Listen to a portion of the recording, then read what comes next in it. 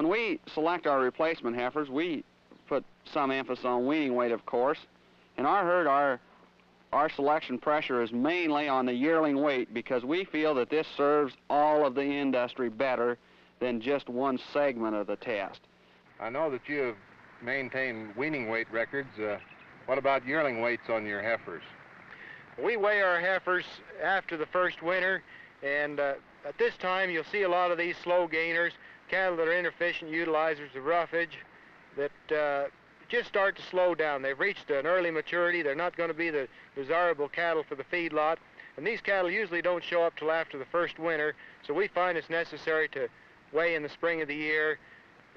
Even though we have weighed in the fall, we have to go in and make a second selection there. Do you select your replacements again after they've had their first calf? Yes, I think we have to select our heifers again after the first calf. We find so many extremely fast-gaining heifers who have poor mothering ability, poor milking ability, and we find it very necessary to cull these heifers after their first calf. Charles, have you ever found a way to compare the records that you get in your herd with the records of other herds, or do you feel that records are best used within your own herd?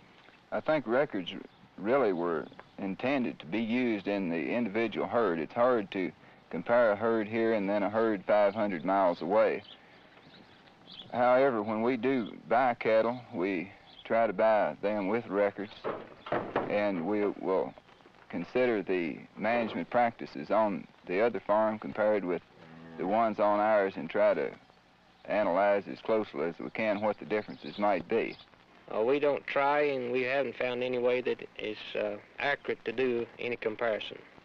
Well, there's a lot of controversy on comparing records between herds.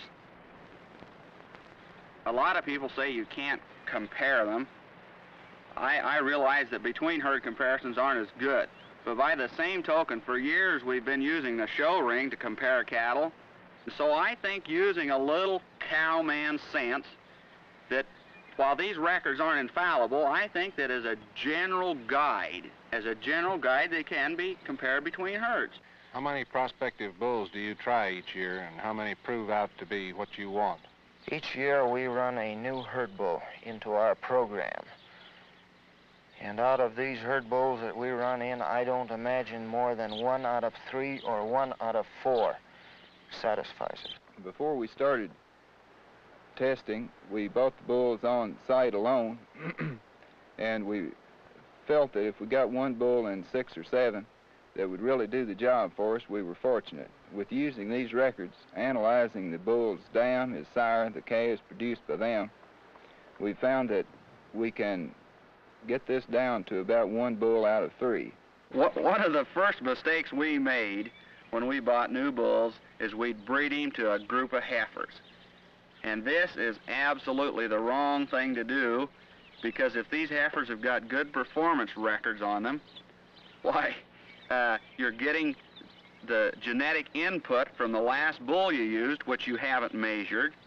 You're getting a lower level of environment, lower level of milk from your heifers, so really you haven't proven anything. Don't you think how we sorted these cows up for the last bull was the best yet, Lee? I think so. We sorted out 25 cows, and we tried to get top producing cows and average producing cows and some of our lower producing cows. And these cows are mainly in the 5 to 8 year range, so these calves will have a chance. I like to have at least 2 or 3 bull calves coming on each year as potential replacements for our herd sires. We'll buy an outcross calf, at least 1 a year. We use a progeny test on dwarfism and on recessive red genes, and we feel like it's quite important. And he takes us a good number of years to get all this run. Have you been able to find a sire that can improve the correct structure and muscling in his calves as compared to the type scores of their dams? We've found a bull that we're using at the present time that has raised our weaning grade about 2 points from a 12 to a 14, and also the daughters that have gone back in the herd have been classified, with the average daughter classifying as much or greater than the cows. I think there were 2 daughters that classified the same as their dams. All the others were higher. What does herd classification mean to you? Herd classification to me is an inventory of correctness of the animal, how structurally correct they are, and their general appearance. How have herd classification scores helped you since you started in the Herd program? classification scores have helped me in picking out deficiencies within the herd, which we have to correct. And then by seeing it on this graph, seeing the whole cow herd plotted on this graph and seeing the weakness of the herd, we then know what sires to go out to correct this. Bill, can you use records to check the milking ability of a sire's daughters? Yes, we follow our cows through. When I get the records back from the association, I mark the sires of all of the cows that are in the records. Then I can go through and check the daughters of any particular bull and see how they show up on their weaning ratios. Then I can tell whether or not this bull has been able to transmit any milking ability into our herd. Now, on these sires, have you found a sire which combines growth rate and muscling and correct structure all in one calf crop? Well, this is the thing that we found out just last year when we started carcass data. Wouldn't you think, Yes, Lee? I would think so, that we have this one bull calf that we raised, and I think he is getting the cattle that will gain, but still have the meat in them that Angus are noted for. Do you think you could have found him without the use of records? Oh, no, not at all. We killed these 12 steers. We had 3 outstanding steers in the group. We had 6 average steers in the group and 3 poor steers in the group. I'm thinking about lean to fat ratio. The slow gaining cattle put on fat instead of meat. The fast gaining cattle were growing throughout the whole feeding period, and the 3 best meat steers were the 3 best gaining steers. Yeah. And by the same token, the 3 poorest steers from a standpoint of carcass were the 3 slowest gaining steers. Do you feel that records have helped you sell your cattle? The records have definitely helped us merchandise our cattle. It's about 8 years ago, we were selling 2 or 3 bulls a year. This past year, we sold 40 bulls for about twice the amount we were selling them for at that time. We have a lot of repeat customers that I think that the AHIR program is responsible for, not directly on a publicity angle, but because of the fact that the cattle we sold did better. Well, in the last year, most of the fellows that come here to pick a bull will want to know what the adjusted weaning weight of that bull is. And also, they will want to know what he actually weighs the day they're here, and what, if he was a year old, what his 365-day adjusted weight was.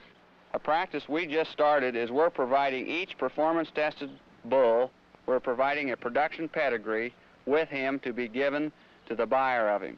And these buyers appreciate this. Webb, you've been in the Angus business now for many years. What do you think of the chances of success for an Angus breeder in the next 10 years if he doesn't use production records? Well, let me say this. I don't believe that records alone will make a man a success in the Angus business. But I do believe that they will make a good herd better. And the competition is so rough. People can buy Angus bulls anywhere in Montana nowadays, but what they're looking for, and the man who's going to show a profit in the purebred business, is the man who's had records on his cattle 10 years from now. Bill, how do you feel about that? We have continually increasing pressure from our customers, both at private treaty sales and at our annual sale, for cattle, more growthy kind of cattle. And I don't think that we're going to be able to raise them in competition with fellows that use AHIR records if we don't have them ourselves. The buyers are going to determine the type of bull they want to buy. And if the small and medium-sized Angus breeders don't have performance records, they are going to lose this market to someone else. I don't think a breeder can be successful 10 years from now if he hadn't already started or doesn't start keeping some kind of records in the very near future. He's kidding himself, and more people are requiring and requesting this information, and he'll lose too many customers, and I think it'll put him out of business. What do you think are the chances of success for an Angus breeder who is not using production records 10 years from now? I can give you a short answer to that. I don't think you'll be very successful.